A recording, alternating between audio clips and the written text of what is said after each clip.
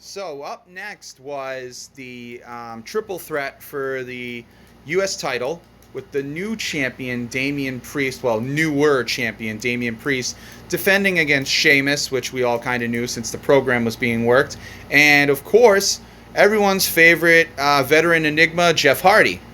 This was a pretty good match, I have to say, but nothing out of the ordinary, nothing crazy or stellar. I mean, they worked the regular triple threat formula, isolate one guy, kind of focus on these two in the ring, and then the other one will join back in, stuff like that. So again, just because it's the norm doesn't mean it's bad either. Sometimes it is the norm and the standard because it works. And I think that's a great thing. I like Damien Priest. He has a lot of upside, except I just can't get out of my head every single time I see him walk down that ramp. He reminds me of Nightwolf from Mortal Kombat, and anyone who says no, then you don't know video games. And he doesn't help his cause when he does the posing with the miming the arrow shooting with the flame around it and everything. So I mean, it just further exacerbates the Nightwolf connection there. So yeah, it was a good match. Sheamus, I'm always been a fan of. I'm a fan of all three guys. Damien Priest, I'm coming around to. I'm not a big fan, but I do appreciate him. Again, the title was just recently won. I think it was too early to take the belt off of him going into this, and I figured, well, if I was a betting man, the belt's going to stay on Damien Priest because, it's way too early. If you do, you're stunting his growth, his potential, and he could be in for quite a run. He definitely connects with the audience. He's building a following thanks to his NXT days and some of his work up on the main roster. So I'm appreciating it.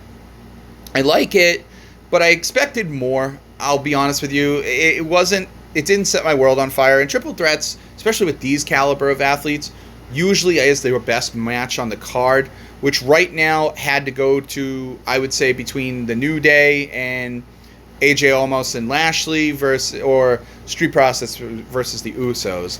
Those are the top two matches on the card, and they were your two first matches. So the show started out with some bangers, took a little bit of a dive with the Alexa Charlotte, BS. It kind of, it left a bad taste in my mouth, the ending, but hopefully it's a vehicle to get Alexa to where she needs to go and Charlotte onto a new contender. But back to the Damien Priest situation with Jeff Hardy and Sheamus. So it went back, forth. And Damien Priest, of course, ends up retaining the belt, which I said, no shocker there. I wasn't surprised. Nothing blew my doors off, but it was the right call. And just because it wasn't spectacular doesn't mean it wasn't good. It was good. As a fact, I actually gave it, the ranking is funny because as much as I don't sound like I'm praising the match, I gave it a 3 count because the ending had a lot of hot near falls. There was a couple times where I actually thought Jeff had won it, and I really, really legitimately thought Jeff had won it, and I almost came out of my shoes, and I was like, wow. Because I am a big Jeff Hardy fan. I think Jeff Hardy has been overlooked criminally in his latest run, and I do think he is deserving of one more jump to the top. I would love to see him get that wish of his, holding a title, world title of some type, and have his final match with Brock Lesnar. I think that would be really cool, be a nice little bookend.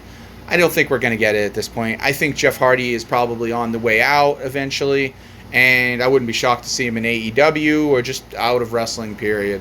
I don't know if he's going to be like Matt and have the longevity. He doesn't seem to have the reinvention that Matt does, which is a shame. He's definitely the more in-ring talented of the two brothers, but Matt is, as we've said on this program many, many times, he's a brilliant mind for the business.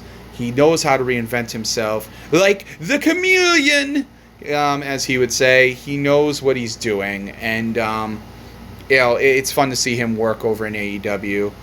And it would be nice to see him and Jeff reunite, but then again, you'd get that whole Bucks versus the Hardys, which everyone wants, and that's just kind of formulaic and kind of expected. So hopefully Jeff gets somewhere to go. But Damien Priest, on the other hand, has a lot of upside, a lot of potential, and I definitely think he's going places. I definitely think you'll be seeing him with a little bit of a lengthy United States title run. I don't think he's going to get it hot-shotted off of him like Riddle did.